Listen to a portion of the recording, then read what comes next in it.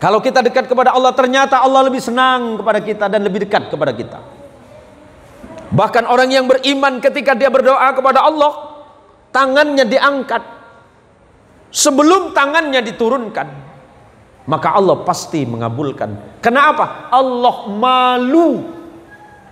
Malu kenapa? Malu kepada hambanya yang dekat kepada Allah, meminta kepada Allah dengan kesungguhan dan keyakinan hati. Allah malu kalau sampai Allah tidak mengabulkan doanya. Ini tarhib Ramadan nih Pak. Apa itu tarhib Ramadan? Menyambut datangnya Ramadan. Sahabat Nabi Muhammad SAW ketika ditinggalkan oleh Ramadan 6 bulan, sahabat itu menangis, bersedih karena ditinggalkan oleh Ramadan. Tetapi ketika 6 bulan berikutnya mau menghadapi Ramadan, sahabat tersenyum semua. Kenapa? 6 bulan lagi akan bertemu dengan Ramadan. Bismillahirrahmanirrahim. Assalamualaikum warahmatullahi wabarakatuh.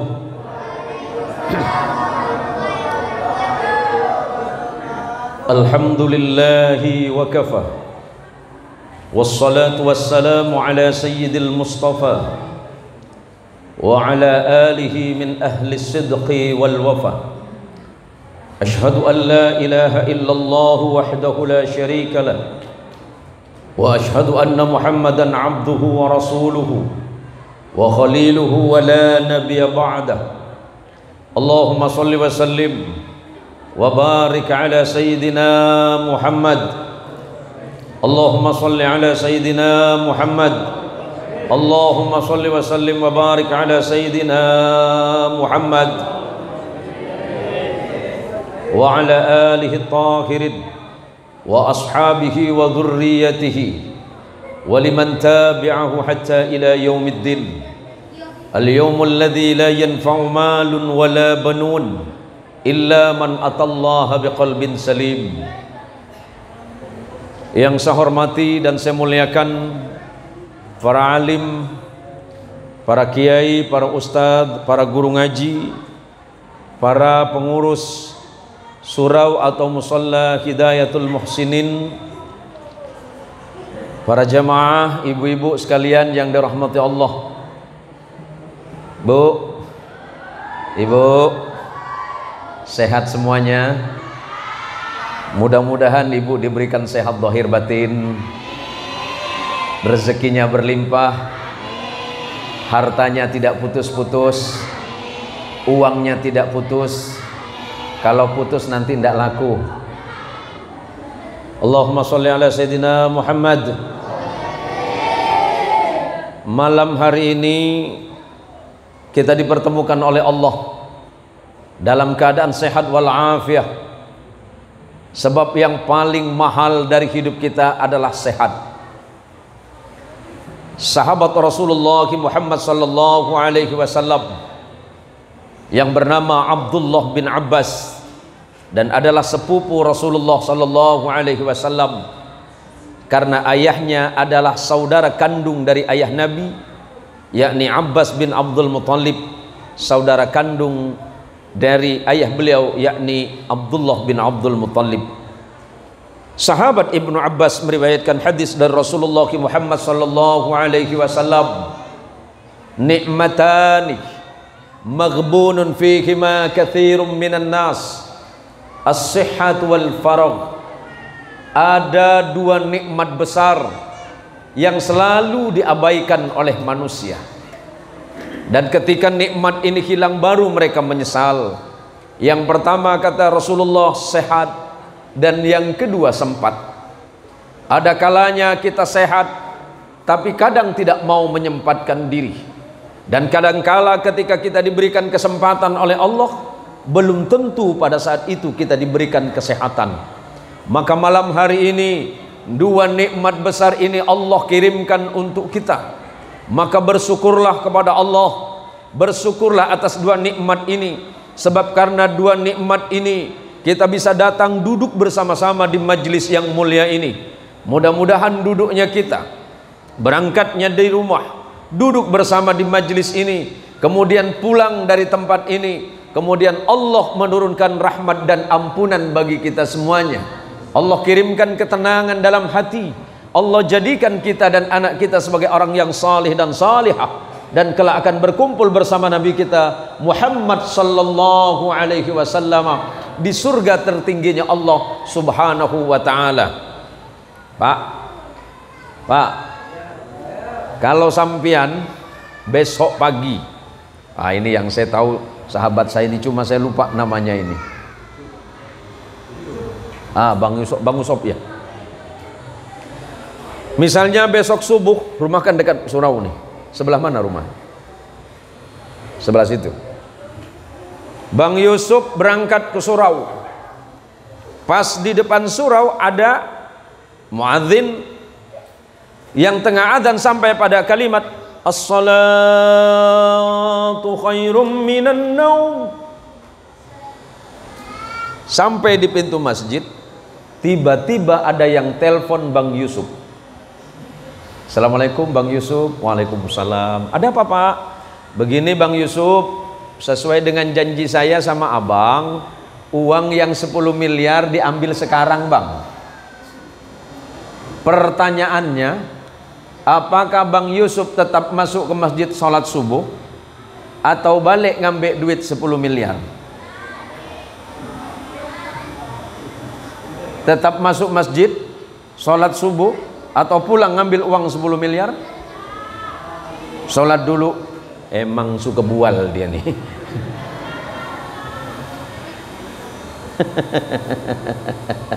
Ustaz Jafar, ada yang telepon, Ustaz Jafar, sampean gak usah sholat subuh, ini dananya sudah cair 10 miliar, kira-kira Ustaz tetap masuk atau berangkat ngambil uang?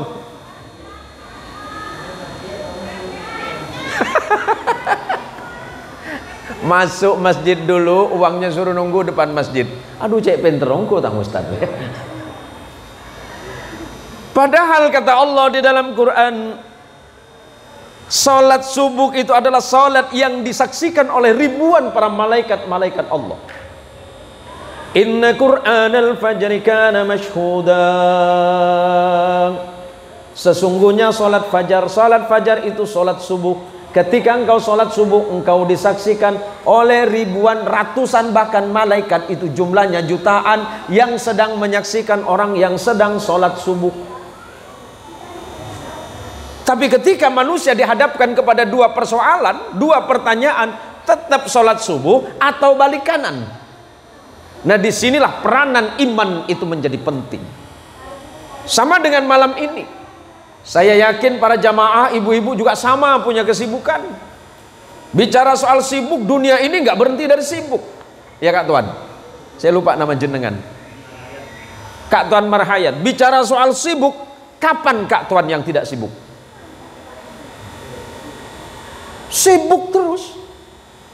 Mau tidur sibuk. Sibuknya apa? Mikir besok.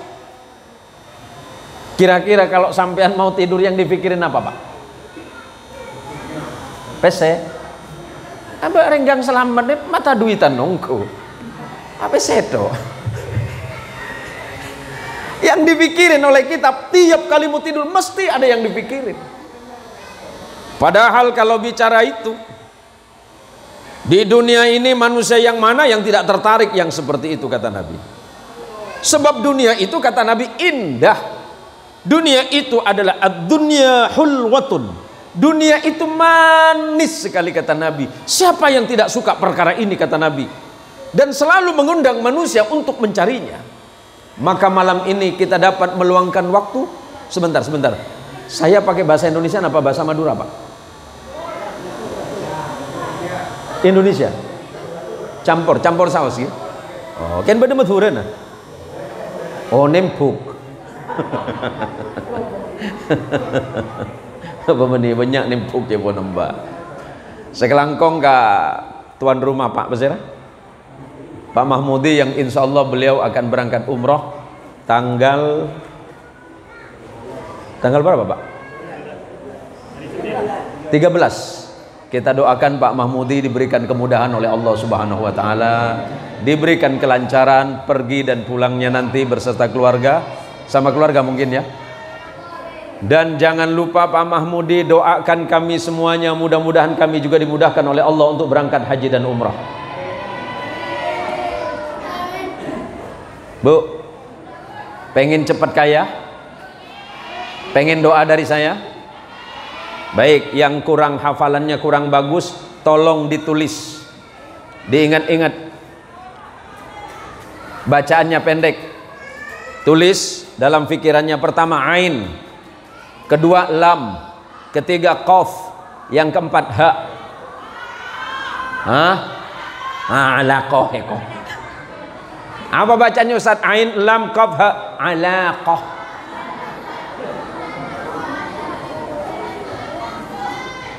Ngerti alaqah Pak? Kerja. Oh banyak Tuhan muntah alaqah, coba enggak Tuhan marhayat tak kersoki. Mudah-mudahan Pak Mahmudi diberikan kemudahan oleh Allah Subhanahu wa taala, amin. Dan kelak mudah-mudahan umrahnya menjadi umratan makmurah. Maka kata Rasulullah Muhammadin sallallahu alaihi wasallam, kabar gembiranya yang saya sampaikan malam ini, majtama'a qaumun fi baitin min buyutillah yatluna kitab Allah wa yatadarasunahu bainahum illa nazalat alaihimus sakinah wa ghashiyatuhumur rahmah wa khaffathumul malaikah wa dzakarahumullahu fi man indahu. Jika ada sekelompok manusia yang berkumpul di masjid-masjid Allah, musalla ini sama dengan masjid Allah, yang membedakan hanya tidak ada sholat Jumat saja. Ketika manusia itu berkumpul di satu majlis seperti malam ini, berkumpul di rumah Allah ini, kita sama-sama mendengarkan bacaan Quran kemudian mempelajarinya, illa nazalat alaihimus sakinah, kata Rasulullah, melainkan Allah pasti turunkan ketenangan dalam hatinya. Fikirannya tenang, hatinya tenang. Kalau fikiran sudah tenang, maka harta tidak menjadi persoalan. Mau banyak mau sedikit uangnya, dia tidak pernah memikirkan itu. Walaupun uangnya sedikit, tapi hati tenang, dia akan terasa kaya. Sebab kata Nabi sallallahu alaihi wasallam, laisal ghaniyyu bi kathratil arad walakinnal ghaniyyu, kata Rasulullah sallallahu alaihi wasallam, bukanlah orang yang kaya. Alhamdulillah. Bukanlah orang yang kaya orang yang paling banyak uangnya, tetapi orang yang kaya, kata Nabi, ghaniyun nafsi. Orang yang paling kaya itu bukan hartanya yang bertumpuk, tetapi yang kaya yang sesungguhnya ketika Allah menjadikan hatinya baik. Kalau hatinya baik, walaupun rezekinya sedikit, dia bersyukur kepada Allah. Alhamdulillah ya Allah, suami saya hari ini pulang ke rumah cuma bawa uang 50.000 ya Allah. Suami pulang disambut dengan senyuman. Mas, panggil apa Bu dengan suami? Mas, abang. Abang, bang. Sampean sehat bang? Iya lek, sehat lek, alhamdulillah. Lepas itu suaminya memberikan rezeki kepada istrinya.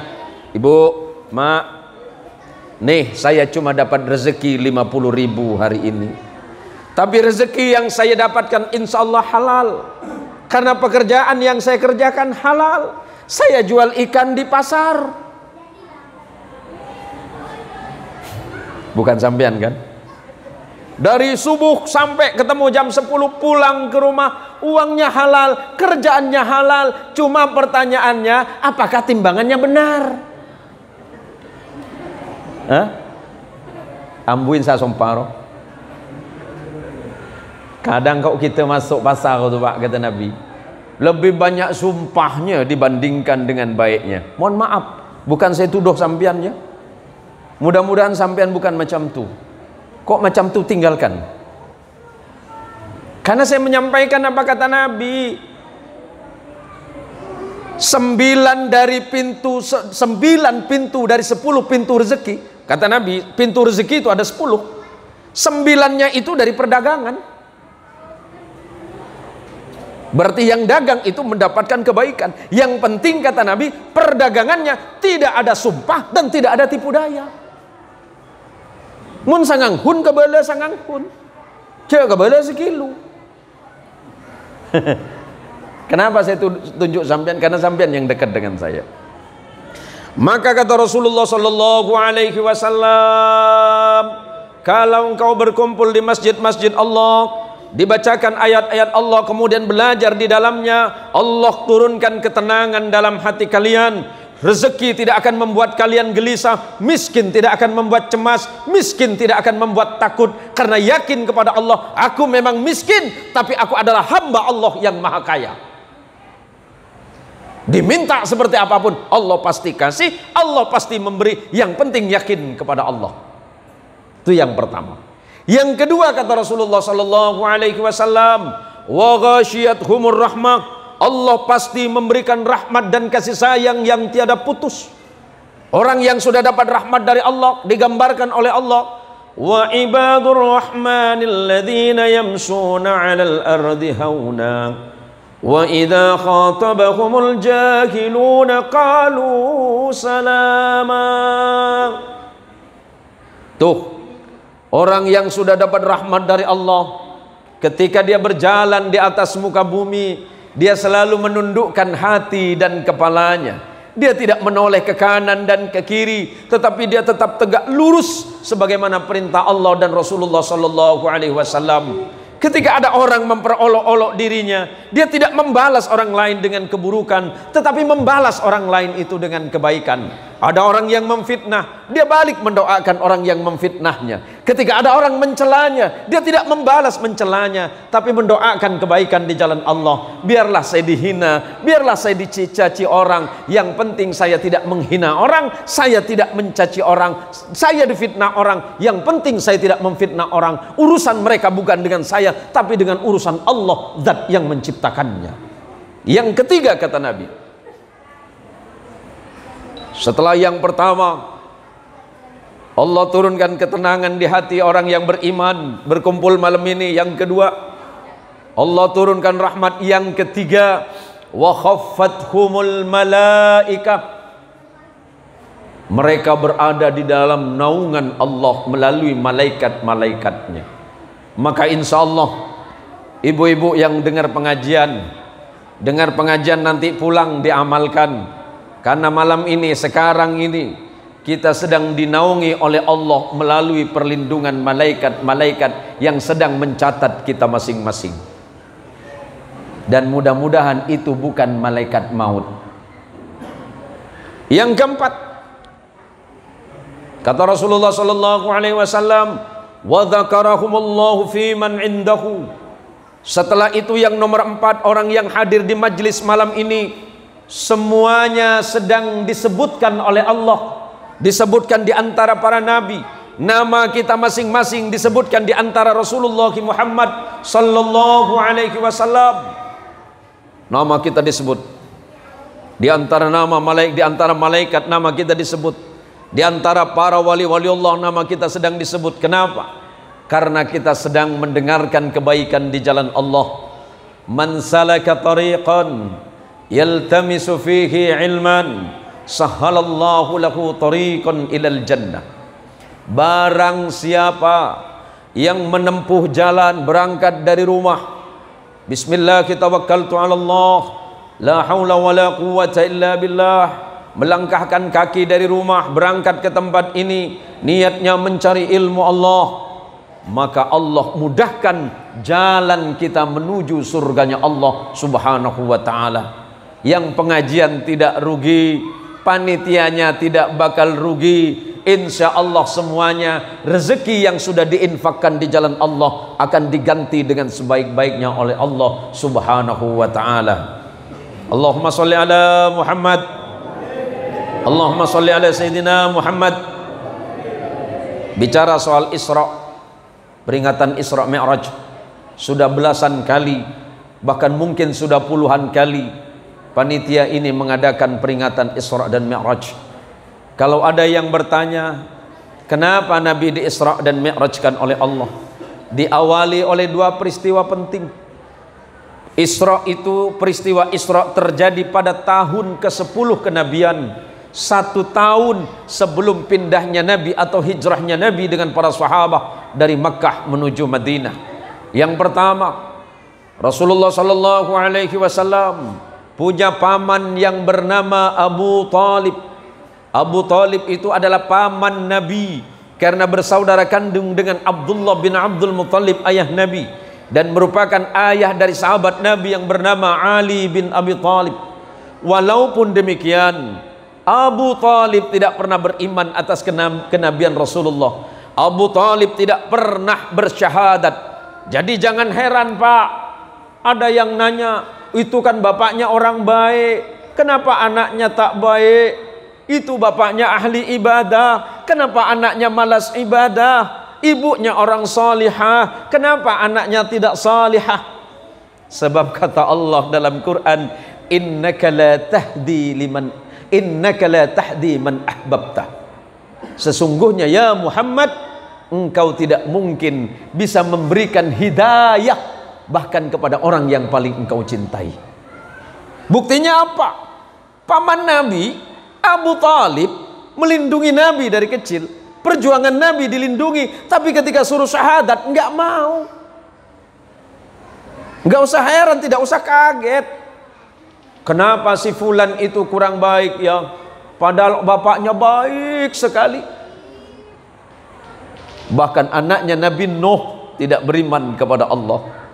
Istrinya Nabi Lut tidak beriman. Ayahnya Nabi Ibrahim tidak beriman. Lah paman Nabi juga tidak beriman kepada Nabi. Jadi kalau ada orang, ya Allah, padahal anaknya, orang tuanya baik, kenapa anaknya tidak baik? Tidak usah khawatir, tidak usah heran. Karena ada putra Nabi, ada paman Nabi, ada ayah Nabi, ada istri Nabi yang tidak beriman kepada Allah.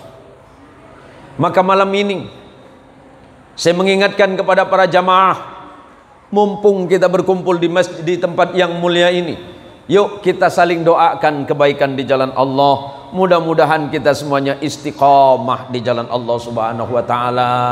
Soal rezeki itu gampang Pak, yang penting ibadahnya dijaga. Banyak orang ngumpulin kekayaan, susah payah, pagi, siang, sore, malam, hampir 20 jam dia cari rezeki, tapi dia lupa kepada yang memiliki rezeki. Coba belajar sama Kak Tuan Marhayat, kerjanya santai tapi uangnya banyak. Masih banyak Kak Tuan? Abang bagi Kak Tuan. Ustaz siapa sebelah, saya lupa. Sebelah Asman panjenengan besar Saniwan. Ustaz Saniwan diam-diam begitu uangnya banyak Bu. Padahal kerjaannya beliau kan cuma di rumah. Tapi walaupun pekerjaannya di rumah, tuyulnya jalan semua Bu. Kena kerja Ustaz, kena kerja. Tenang beliau. Kalau ditanya kenapa Ustaz Saniwan tenang-tenang saja, ngapain saya payah-payah? Yang penting saya sudah menjaga ibadah. Saya berangkat dari rumah cari rezeki. Soal rezeki urusan Allah, ibadahnya selesaikan dulu, semuanya akan dimudahkan oleh Allah. Kadang kita ini selalu curiga. Curiga kepada apa? Curiga kepada Allah. Ya Allah, apakah besok aku akan ada rezeki? Ngapain mikir seperti itu? Allah sudah menjamin rezekimu. Maka kata Nabi Shallallahu Alaihi Wasallam, boleh saya minum dulu Pak? Ya pun tak boleh, mana Kak Tuhan? Bismillah, Bismillah.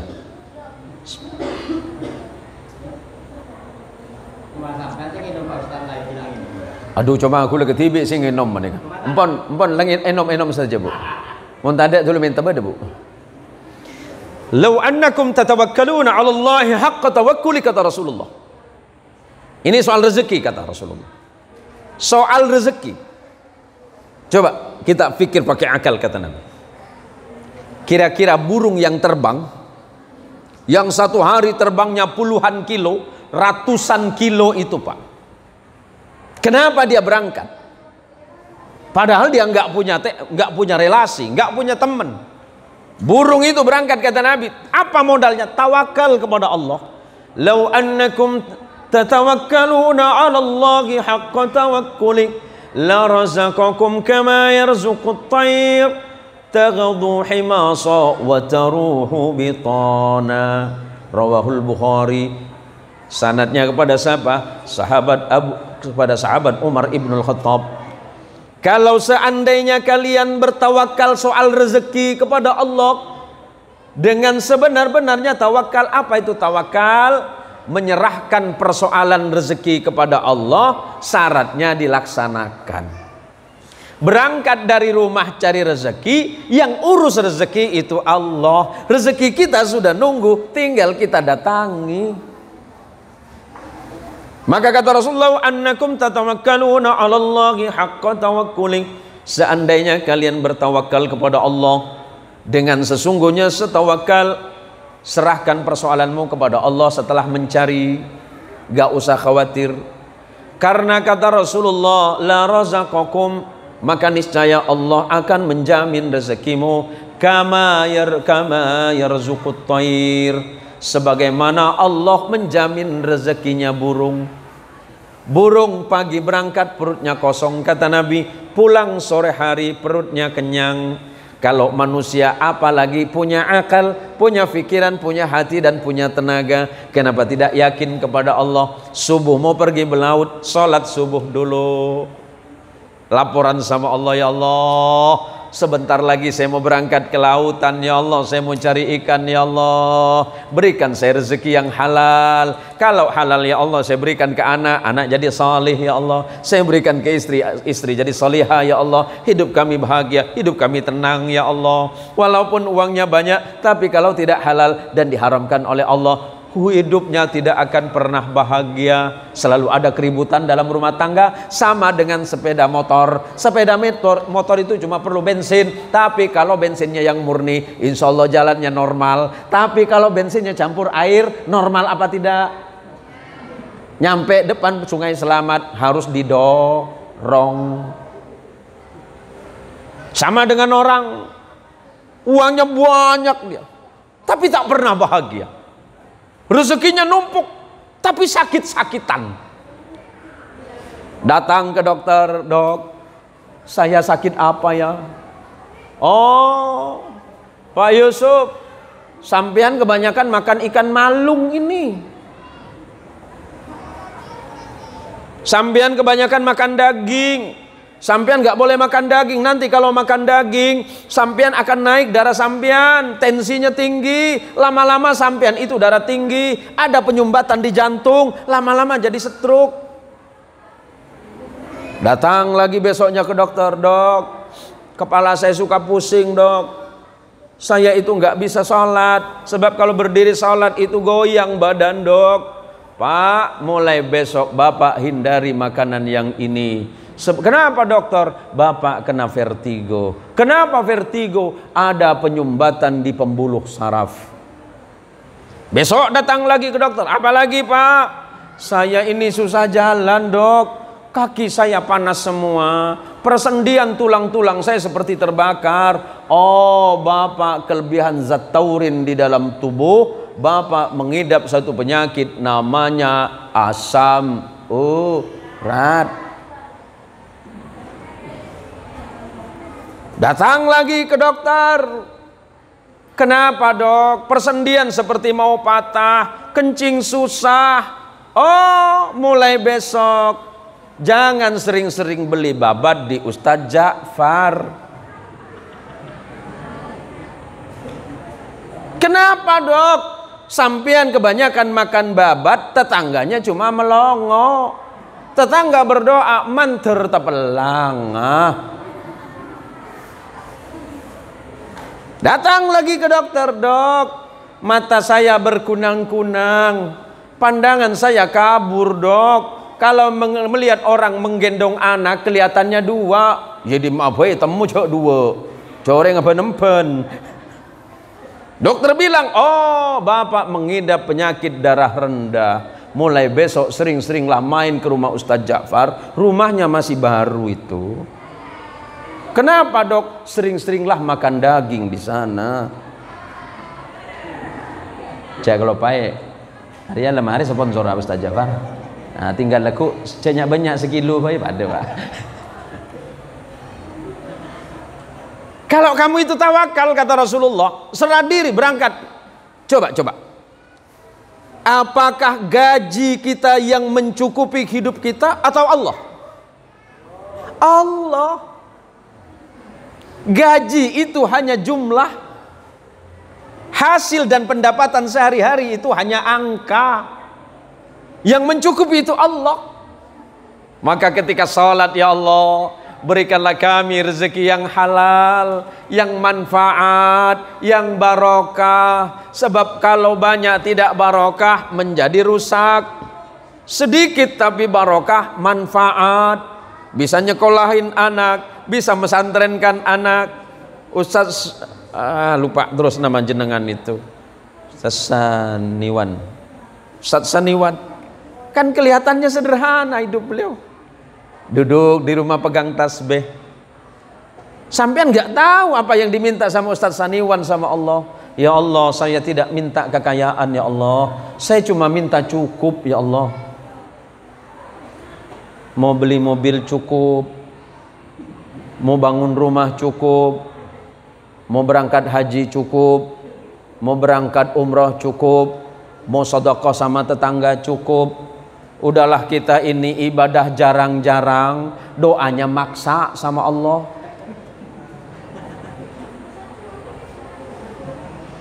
Allahumma rzuqna rizqan katsiran ajilan. Ya Allah, minta PCC banyak ya Allah. Kecangi boleh kok. Itu mau malaikat ditampeling sampean. Oh, apa jong galak rang riya kok. Minta ada to iko. Saporana Pak, ngapunten Pak, mohon maaf yang kurang paham bahasa Madura Pak ya. Nanti saya campur pakai yang lain Pak. Nah gini loh Pak. Hidup kita itu hanya antara satu sholat dengan sholat berikutnya. Waktunya sholat zuhur berhenti dulu kerjanya. Siala ko nampeng istirahat keluh. Allah la adzan boleh ya Allah. Mangkat. Lo berapa jam mangkat boleh? Alhamdulillah asar ya Allah. Lepas asar pulang nunggu maghrib. Lepas maghrib nunggu waktu isya. Tidur istirahat. Nanti jam 3 jam 4 bangun. Jangan sama dengan Bu, Ibu, bini siapa sih ya? Oh iya kok. Kelura pelawanan Bu, Ibu. Lah ada iya acara lemes di tiro mi betala kini roman aja ngaji ya pagarangan benyang manyang beuna monyolog bi lagi nah le engki kak kan lebur aduh leki pane panggil bi lagi nah umpamanya kata kita ingin kata Tuan Marhayat di mana kele apa boleh ajar ya iya mi betah mana neng ini mah akhirnya burung kopi aming minta neng aming pandeteng selamat sore Pak silakan mau minum apa mau minum kopi oh enggak dek mau minum apa Pak mau minum susu kan nyaman pertanyaannya. Akhirnya betahnya di mana? Di warung kopi, Pak. Sebab pelayannya selalu nanyanya bagus-bagus. Mau minum apa, Pak? Mau yang panas apa yang dingin? Ya kalau dingin dicampur panas kan kemikil, Dek. Kan pertanyaannya enak. Coba kalau di rumah. Demabei kakek kok. Abe oleh 5 tahun jantungan lagi na kakek. Laonan. Iya kakek dia kengain Allah ceki laku pu sopu baru cek kena tedung apa jangan sopu saya laki tanya lek kebayaki kopi minta lah kebayaki kopi tibi macam tamoy iya kopi ini saya celeng jua kula na sepote hari telok sepote lek takut kena kebuja atau kena ke micin. Ya minta toles le, iku mi arah untuk apa toles? Kan le tahu bidane kamu kuleban beni. Iya mi patak nying ke aming coba. Launan kebele kelagena kulene saya botol saya ngangkui toples merah kak, saya biru jibuja kak, saya situng aja micin laonan Pak Yusuf mi betai romana. Ada kekhawatiran dalam hidup kita ini Pak, seakan-akan bahwa besok akan terjadi sesuatu yang besar. Kita berpikir jangan-jangan besok aku nggak dapat rezeki. Pun Pak, serahkan saja kepada Allah. Mana kerjaan sampean, kerjakan. Yang penting kerjaannya halal, hasilnya infakkan kepada perkara halal. Hidup tenang dan insya Allah bahagia zahir batin. Anaknya juga jadi anak soleh, istrinya jadi istri yang solihah. Belajarlah kepada istri saya.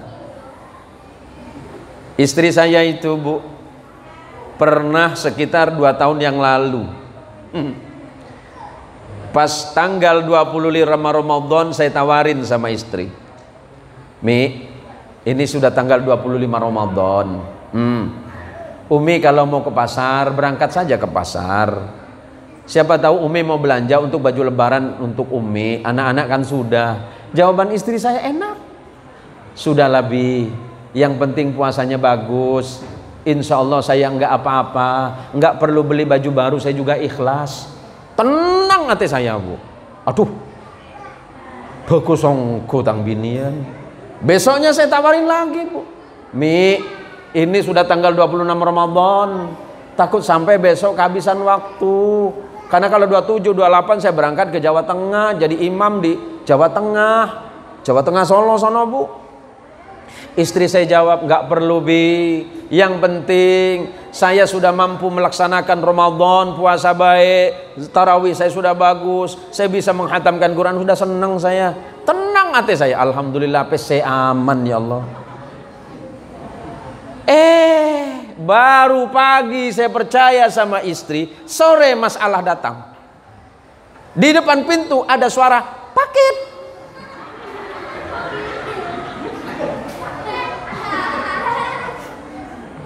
Celingak-celinguk saya. Ada apa Bang? Paket Pak Haji. Buat siapa itu? Alamat rumah Komplek Villa Mandiri B19 atas nama Ibu Mia Sumiati. Aduh, celaka tang binir ya. Tun. Gimana Bang? Sudah dibayar belum? Belum Pak. Kok belum dibayar? Itu namanya COD. Apa COD? Cash on delivery. Maksudnya Bang, bajare kenengan. Nah, saya simpen. Besok pagi datang lagi paket. Aduh, hari penyakit poler ya. Atas nama siapa Bang? Masih Pak, atas nama Ibu Mia Sumiati. Duh, tang bini poler kena. Akhirnya teluareh kirim napetok. 7 paket saya simpen. Pas buka bersama saya tanya sama istri, Umi kok kayaknya gelisah? Enggak apa-apa. Enggak, saya lihat gelisah, ada apa ini? Enggak ada apa-apa. Ceng saya lah tahu. Udah ada lagi banyak cerita kakek. Arya kan COD, rek. Biar markanya COD ri tangkan tong kempes rek. Leku. Are, leku ya. Are mana? Shopee. Arya Lazada. Arya Tokopedia. Leku kelako boleh dia. Oleh 2 bulan suami mati kerengjong.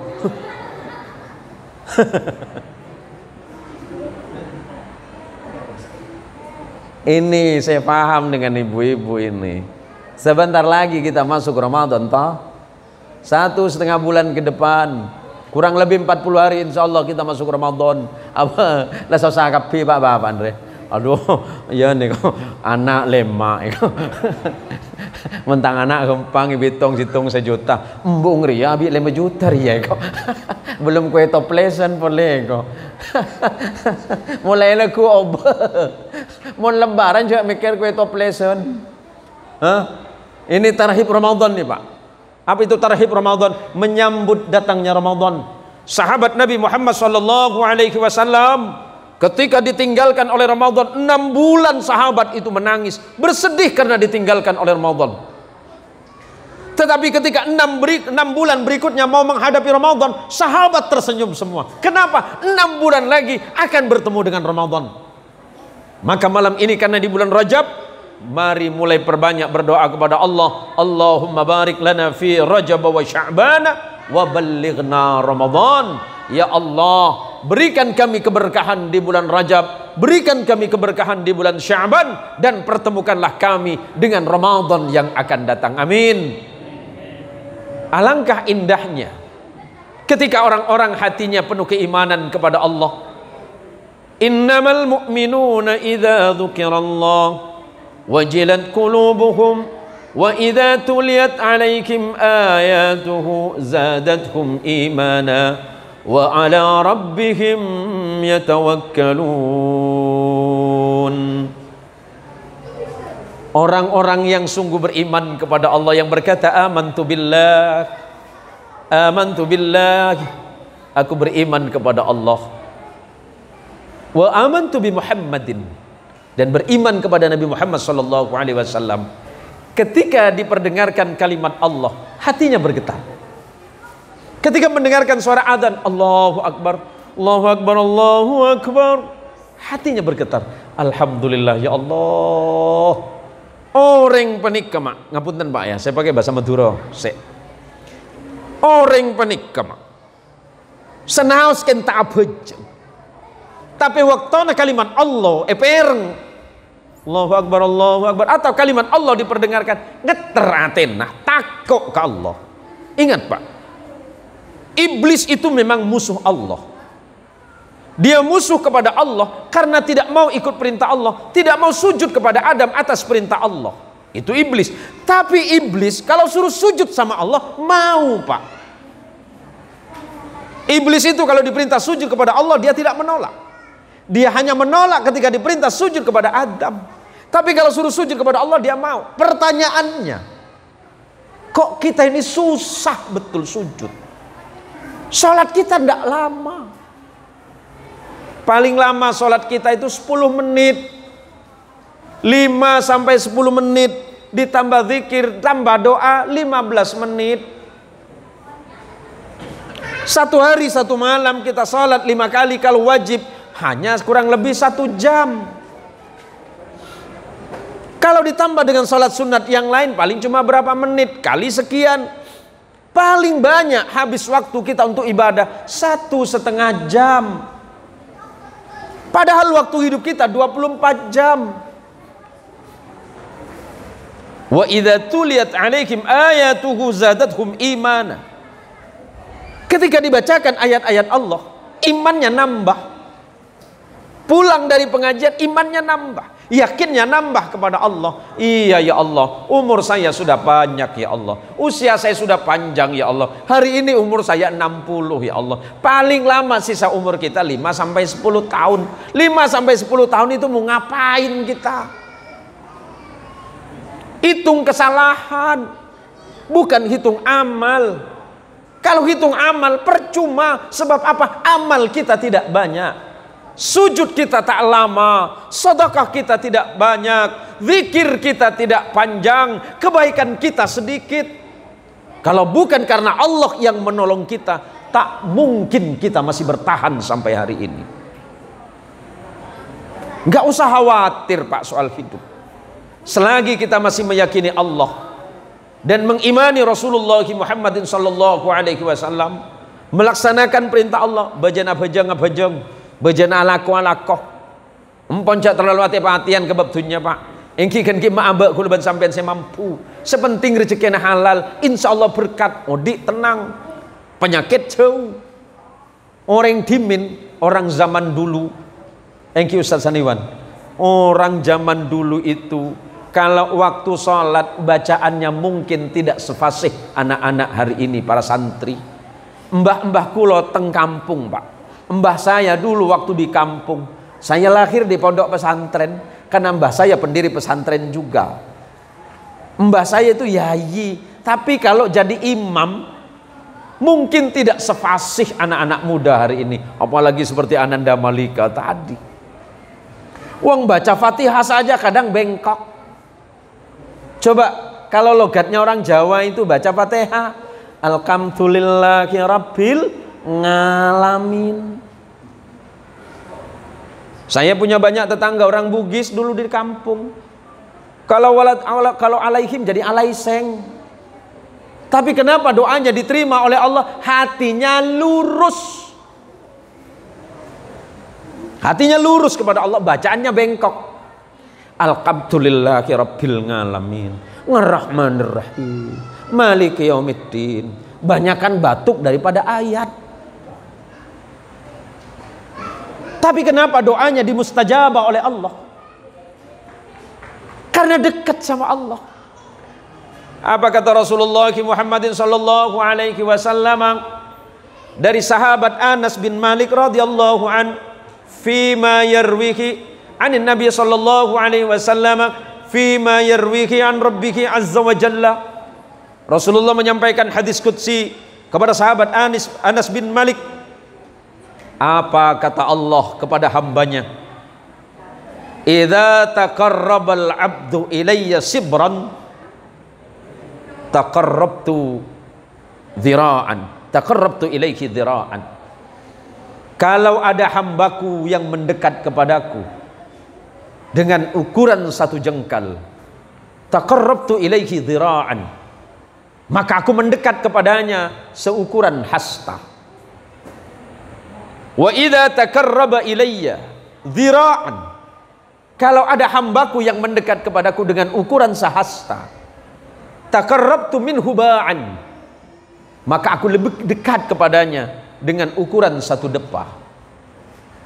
Wa idza atani yamshi, kalau ada hambaku yang datang dari rumahnya ke masjid, ke musalla, yamshi dengan berjalan kaki, ataituhu harwalah, maka aku datang kepadanya dengan berlari. Maksudnya apa, Pak? Maksudnya apa? Saking Allah mencintai hamba yang dekat kepada Allah. Kalau kita dekat kepada Allah, ternyata Allah lebih senang kepada kita dan lebih dekat kepada kita. Bahkan orang yang beriman ketika dia berdoa kepada Allah, tangannya diangkat sebelum tangannya diturunkan, maka Allah pasti mengabulkan. Kenapa? Allah malu. Malu kenapa? Malu kepada hambanya yang dekat kepada Allah, meminta kepada Allah dengan kesungguhan dan keyakinan hati. Allah malu kalau sampai Allah tidak mengabulkan doanya.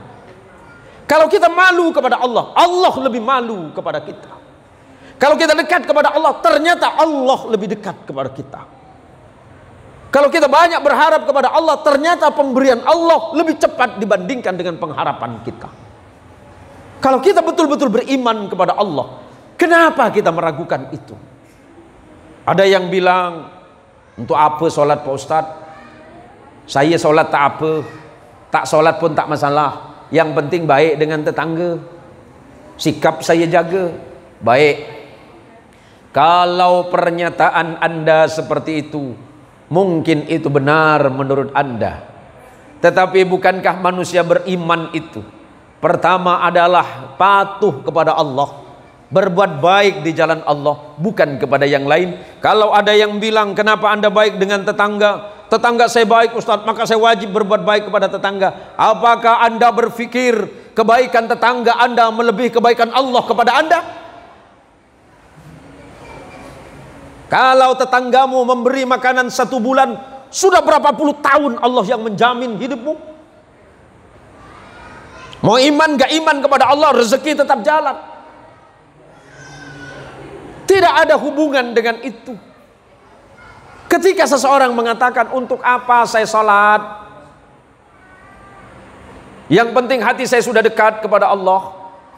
Bagaimana mungkin orang mengatakan dirinya dekat kepada Allah, sedangkan perintah Allah yang utama saja dia tinggalkan?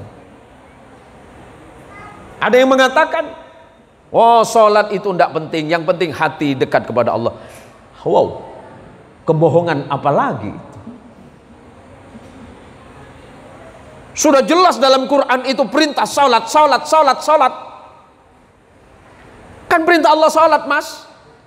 Bukan sholat yang itu, Ustaz. Sholat yang mana? Sholatnya hati. Baik. Pertanyaan saya, kalau Anda taat kepada Allah, pasti ikut Rasulullah. Apakah Rasulullah sholat dengan hatinya? Pasti. Tetapi Anda harus ingat, apa kata Rasulullah sallallahu alaihi wasallam? Sallu kama ra'aitumuni usalli. Sholatlah kalian semuanya sebagaimana kalian melihat aku sholat. Berarti Nabi sholat pakai takbir, Nabi sholat pakai ruku, Nabi sholat pakai sujud. Kalau memang tidak mau sholat, terserah Anda. Tapi jangan mengatakan untuk apa sholat. Maka orang yang mengatakan untuk apa saya sholat, tapi sementara dia mengatakan beriman kepada Allah, dia zindik. Apa itu zindik? Kafir, di atasnya kafir. Orang kafir seperti Fir'aun jelas, Pak. Kalau tidak mau sholat, jangan menghina sholat. Silakan buka kitabnya yang paling dekat saja, Pak, yang ditulis oleh Hadratus Syekh Hasyim Asy'ari, pendiri Nahdlatul Ulama. Disebut dengan Hadratus Syekh karena beliau itu hafal 6 kitab hadis yang muktabarah. 6 kitab hadis utama yang disebut dengan Kutubus Sittah. Beliau hafal Sahih Bukhari, beliau hafal Sahih Muslim, beliau hafal Sunan Nasai, Abu Daud, Turmudi dan Ibnu Majah. Maka beliau itu disebut dengan Hadratus Syekh. Apa kata beliau dalam kitab Risalah Ahlus Sunnah wal Jamaah? Kalau ada orang yang mengatakan beriman kepada Allah, beriman kepada agama yang dibawa oleh Rasulullah Muhammad sallallahu alaihi wasallam, tetapi dia melanggar untuk tidak salat dan mengatakan salat itu cukup dengan hati dan niat karena sudah dekat kepada Allah, berarti dia sudah nyata tersesat di dalam kerusakan. Kenapa perlu saya tegaskan, Pak? Kalau nggak mau salat itu urusan Anda dengan Allah. Urusan jenengan sedon, urusan panjenengan semua, Pak. Masing-masing. Tetapi kalau ada di antara kita mengatakan seperti itu, masalah. Maka saya punya kewajiban, Ustadz Ja'far punya kewajiban, Ustadz Saniwan punya kewajiban. Panjenengan sinten? Saya lupa namanya. Ustadz apa? Ustadz Haji Muhammad Nur punya kewajiban. Semuanya punya kewajiban untuk mengingatkan. Masalah tak apa jeng kita masalah, Pak. Kadang orang untuk apa bojong? Cinta oleh betung itu. Mana orang apa jeng oleh betung, Pak? Apa jeng seare? Apa jeng sebulan? Roman sampean penuh ban betung, Pak. Jual lah kakam macam di betung kapi. Makanya ambuin sampai ngajak dia bu, apa jeng leko. Kalau senapa nih? Kacau bit. Nah, beri panjenengan iki teman-teman. Karena besok saya sama rombongan masih mau ke Kayong Utara, Ibu. Insyaallah sampai tanggal 22 jadwal saya itu masih penuh karena nanti 23 saya harus istirahat, 24 saya berangkat ke Jakarta, 25 saya berangkat untuk melaksanakan ibadah umroh dengan istri. Tanggal 4 Maret saya pulang ke Indonesia dan harus melanjutkan lagi sampai nanti akhir bulan Ramadan itu sudah penuh semuanya. Kewajiban tadi saya yang nyampaikan kata sambutan siapa? Pak Narilan. Oh, kancak ya, Pak. Saya boleh ya Pak Narilan ya. Beliau bilang saya ini Ustadz apa tadi? Viral ya. Jadi Ustadz viral repot, Bu. Ya kok jauh Ustadz viral. Ken ngakan bakso susah. Ken entar ngakan bakso susah. Mi, kita ke seberang yuk. Ayo. De baru de Pak le minta tanda tangan. Ku beda pesen leka. Ustadz Zen kan? Yang dianu kan? Yang di face iya. Boleh foto Ustadz? Aduh yan. Tak gelem ratin. Gelem tang bini belaut. Kula pernah apa susah, Bu. Kena kejadian pulau-pulau mana yang kemarin tuh yang paling jauh itu Rada ya. Kula pas acara pengajian selesai. Wah, kalau ini bedanya Kisah Niwan. Kalau ulama zaman dahulu itu kalau ketemu yang dikejarkan diminta doanya. Anu Ustadz, anu Kiai minta doanya mudah-mudahan anak saya jadi anak soleh Pak Ustadz. Sekarang sama dikejar, minta selfie. Selfie Pak Ustadz, apa selfie? nah, tapi semata-mata mudah-mudahan doanya Pak Narilan ini menjadi kebaikan saya di jalan Allah Subhanahu wa taala, dan saya doakan Pak Sarilan mudah-mudahan istiqomah di jalan Allah Pak Sarilan. Beliau itu alumni PGA Pak ya. Ya. Tapi beliau yang di Singkawang ya. Ya. Jadi ibu-ibu sekalian yang dirahmati Allah Subhanahu wa taala, sing penting kula kali jenengan sedanten paham Bu? Njok boleh saya paham Ibu Diro. Yang penting kita semuanya ini jaga ibadah, nompo apa yang sudah diberikan oleh Gusti Allah, ikhlas, sabar, istiqomah dalam kebaikan. Insya Allah kulo kali jenengan sedanten, insya Allah mendapatkan kebaikan di jalan Allah, hidupnya bahagia. Nah, secara madhurah kula sareng panjenengan sedaja sepenting jaga ibadah, pesabar, pe ikhlas ijalana Allah, insyaallah odin tenang, odin gampang bi Allah. Wa ma umiru illa liya'budullaha mukhlishina lahuddin hunafa wa yuqimus salat wa yu'tuz zakat wa dzalika dinul qayyimah.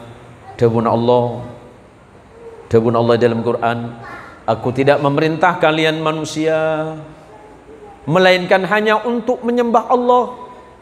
Jangan syirik kepada Allah. Allah yang ahad, qul huwallahu ahad, Allahus samad, lam yalid wa lam yulad wa lam yakul lahu kufuwan ahad. Syirik dawuh Allah. Mukhlishina lahuddin, ikhlas di dalam beragama, hatinya plong kepada Allah, hatinya lurus dan tulus karena Allah. Hunafa'a, bersih, hatinya tidak pernah ragu kepada Allah, hatinya tidak curiga kepada Allah, hatinya selalu husnudzon, berprasangka baik kepada Allah. Selepas itu wa yuqimus shalah, setelah itu laksanakan sholat. Sholat itu 5 waktu, ada subuh, zuhur, asar, maghrib dan isya. Wa yu'tuz zakat, bayarlah zakat. Selepas sholat jangan lupa kepada orang lain. Kalau pain tetangkena saya tak andian dari guluban sampian. Bu ibu, bu, odi cerek, odi cerek sebudian tak andi swarga. Orang cerai tak andi kenangan, kan lebat bayi belautin. Jo, ajo, orang cerai jo, banyak bisanya jua, kan cerai itu. Banyak bisanya jua itu. Orang kan cerai apa ni kabu? Tuan orang le cuba. Maka daripada Allah wa yu'tuz zakat, maksudnya benih cuma zakat fitrah, saya makna zakat kinto bisa infak, bisa sedekah, bisa ring-paring ke orang lain. Kulaban sampean kan baik ke orang lain, baik Allah lebih baik. Mana qasad sadaqatum mim malin bal yazdad, tak akan berkurang dari harta yang engkau sedekahkan di jalan Allah, bal yazdad, akan tetapi akan ditambah oleh Allah. Yang sedekah untuk Isra Mi'raj 1000 akan jadi 10.000 pahalanya, kebaikannya. Yang sedekah 100.000, pahala kebaikannya akan sama dengan 1.000.000. Sebelum akhir, saya mau cerita, sudah berapa jam ceramah saya? Sudah 1 jam. Kasihan ibu-ibu sudah ngantuk semuanya. Marah apa kebala ngantuk bu? Malay tuli mole saya bu. Wah bu ibu pacek kompak kebala lagi ustaz jo. Surah ceramah 3 jam, tak apa-apa. Kita sepakat ini udah 9:30. Insya Allah saya tidak lama. Bagaimana kalau jam 2 kita pulang? Tahu sabu makai saya pada tedu nggak bu? Suatu hari menantu Rasulullah Muhammadin sallallahu alaihi wasallam, sahabat terbaik Nabi, yang paling alim di antara sahabat yang lain, yang bernama Ali bin Abi Thalib pulang ke rumahnya. Sesampai di rumah, ternyata sahabat Ali bin Abi Thalib menemukan istri beliau tercinta yang bernama Fatimah bintu Rasulullah sallallahu alaihi wasallam sedang memintal benang yang terbuat dari kulit domba, dari bulu domba, atau yang disebut dengan suf. Sementara tidak jauh dari Sayyidah Fatimah Az-Zahra ada sahabat Nabi yang paling miskin, namanya Salman Al-Farisi. Sahabat Salman Al-Farisi sedang membantu pekerjaan Sayyidah Fatimah. Setelah itu kemudian Sayyidina Ali atau Ali bin Abi Thalib bertanya kepada Fatimah radhiyallahu anha, "Wahai istriku Fatimah, wahai perempuan mulia, apakah engkau punya masakan untukku?" Tersenyum Sayyidah Fatimah, "Wahai suamiku, saat ini tidak ada makanan. Tapi apakah engkau punya uang?" Ada. Ada sekitar 6 dirham. 6 dirham itu tidak banyak. 6 dirham itu sedikit. Maka dari uang 6 dirham yang didapatkan dari upah memintal benang itu, kemudian diberikan kepada Ali bin Abi Thalib suaminya. Kemudian Ali bin Abi Thalib keluar untuk membeli makanan dengan uang yang 6 dirham. Baru keluar dari rumahnya, ternyata ada seorang pengemis yang menghampiri Ali. "Assalamualaikum Tuan, saya ini orang yang miskin. Saya tidak punya apa-apa. Apakah Anda mau meminjamkan sesuatu kepada Allah?" Padahal Ali bin Abi Thalib uangnya cuma 6 dirham. Ketika mendengar permintaan orang ini, terketuk sahabat Ali dalam hatinya. Orang ini berkata kepada Ali, "Apakah engkau mau meminjami Allah?" Ali teringat bahwa Allah berfirman, "Man dzalladzi yuqridullaha qardan hasana fayudha'ifahu lahu ad'afan katsira." Barang siapa yang meminjami Allah dengan sebuah pinjaman, maka Allah pasti akan membayar dan membalas pinjamannya dengan bayaran yang besar dan banyak. Padahal uang yang dimaksud tadi yang 6 dirham tujuannya mau beli makanan untuk putranya Hasan dan Husain. Tapi sahabat Ali kemudian memberikan uang ini kepada orang tadi, 6 dirham. Pulanglah Ali kepada istrinya. Apa kata Fatimah radhiyallahu anha? "Wahai suamiku, mana makanan yang mau engkau beli untuk anak kita Hasan dan Husain?" Sahabat Ali tersenyum, "Istriku Fatimah, anak kecintaan Rasulullah sallallahu alaihi wasallam, nabiku, uangnya sudah aku pinjamkan kepada Allah." Fatimah menangis. Fatimah menangis bukan karena uangnya tidak untuk membeli makanan buat kedua putranya Hasan dan Husain, tapi Fatimah menangis dalam kemiskinan yang sulit, uangnya tinggal 6 dirham. Tapi ternyata suaminya memberikannya kepada orang lain dengan catatan meminjamkannya kepada Allah. Apa kata Fatimah? "Wahai suamiku, Allah memberikanmu pertolongan, maka aku menangis." Selepas itu kemudian Ali radhiyallahu anhu memohon izin untuk menghadap kepada Rasulullah sallallahu alaihi wasallam. Di tengah perjalanan tiba-tiba ada orang Arab. Orang Arab itu orang Arab Baduy yang ada di pegunungan. Tiba-tiba berkata kepada Ali, "Assalamualaikum Tuan." Dia tengah membawa onta. "Apakah Tuan mau membeli onta saya?" Kata Ali, "Maaf Tuan, saya sedang tidak punya uang." "Tidak apa-apa, bayar nanti saja." Padahal orang ini tidak kenal dengan sahabat Ali. Tiba-tiba dikasih utangan. "Ini untanya saya hargai 100 dirham. Tapi saya tidak punya uang Pak." "Enggak apa-apa, bayar nanti." "Bayar nanti." "Apakah Bapak percaya?" "Iya, saya percaya dengan Anda. Nanti kalau tiba waktunya saya datang akan tagih ke Anda." Baik. Diambil oleh sahabat Ali radhiyallahu an dan dibawalah onta ini untuk dijual. Baru berapa langkah tiba-tiba ada orang lain. "Assalamualaikum Tuan, apakah Anda akan menjual unta Anda?"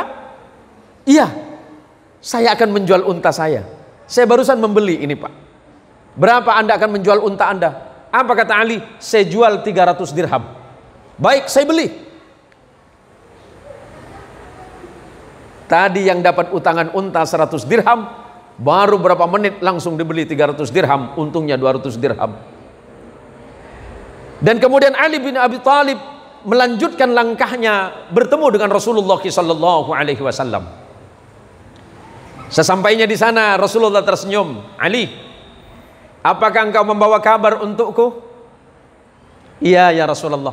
Baik, apakah engkau yang akan menceritakan atau aku yang menyampaikan kepadamu? Apa kata Ali? Ya Rasulullah, Allah wa rasuluhu a'lam. Allah dan Rasulnya lebih tahu dibandingkan dengan aku. Ali, kamu barusan begini, begini dan begini. Iya ya Rasulullah. Mana uangmu? Ini ya Rasulullah, 300 dirham. Ali, kamu tahu tidak siapa yang tadi itu? Tidak ya Rasulullah. Orang pertama kali yang ngutangin itu kepadamu itu adalah Jibril alaihissalam.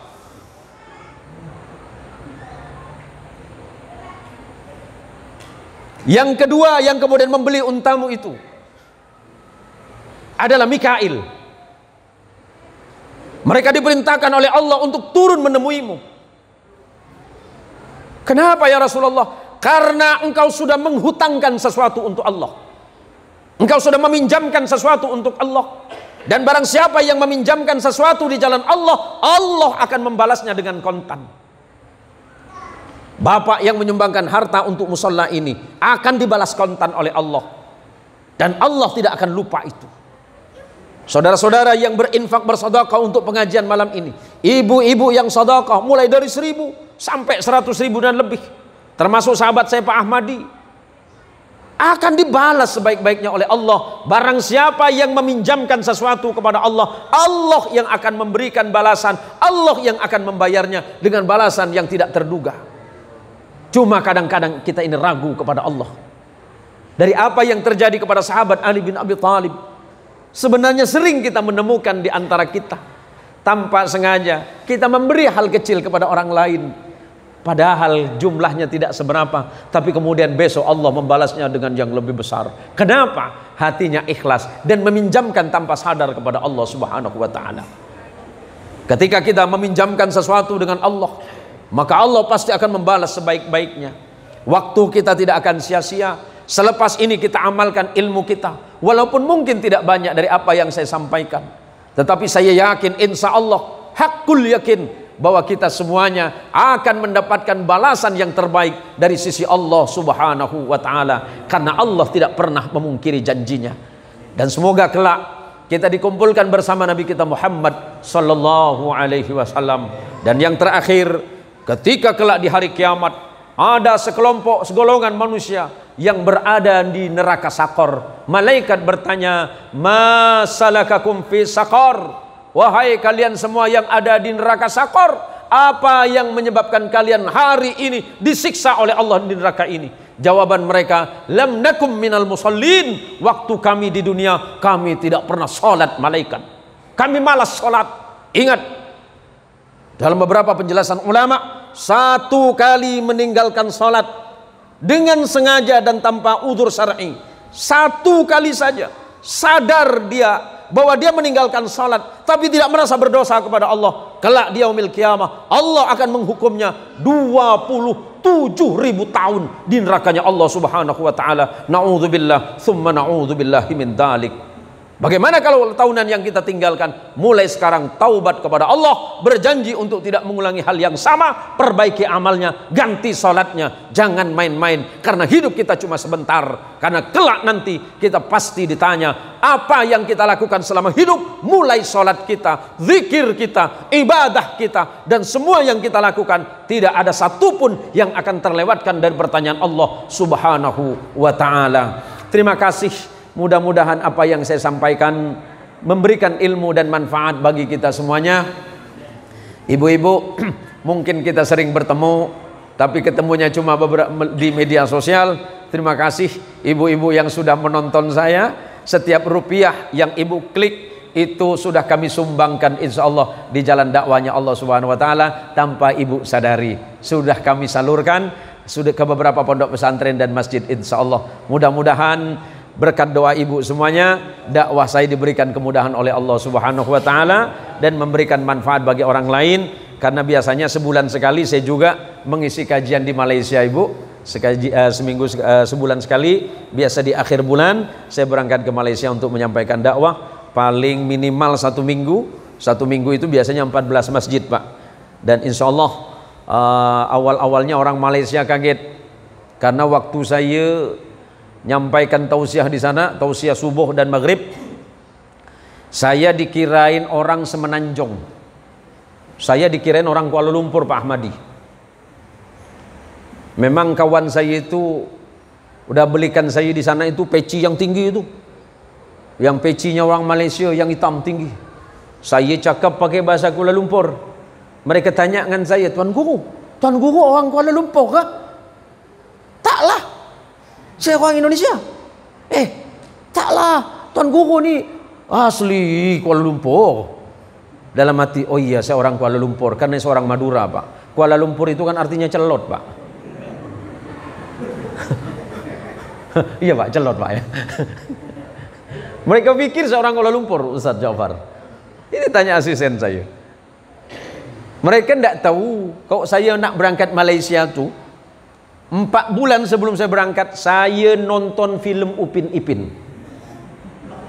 Saya belajar cakap Malaysia itu dari Upin, Pak. Jadi mereka kata, wih luar biasa Tuan Guru ni. Ini mungkin orang Kuala Lumpur ni. Boleh mati jawab, iya orang celot dia. Tapi insya Allah mudah-mudahan ini bermanfaat bagi kita semuanya. Nyon semorah langkong-langkong dari para kiai, para ustad.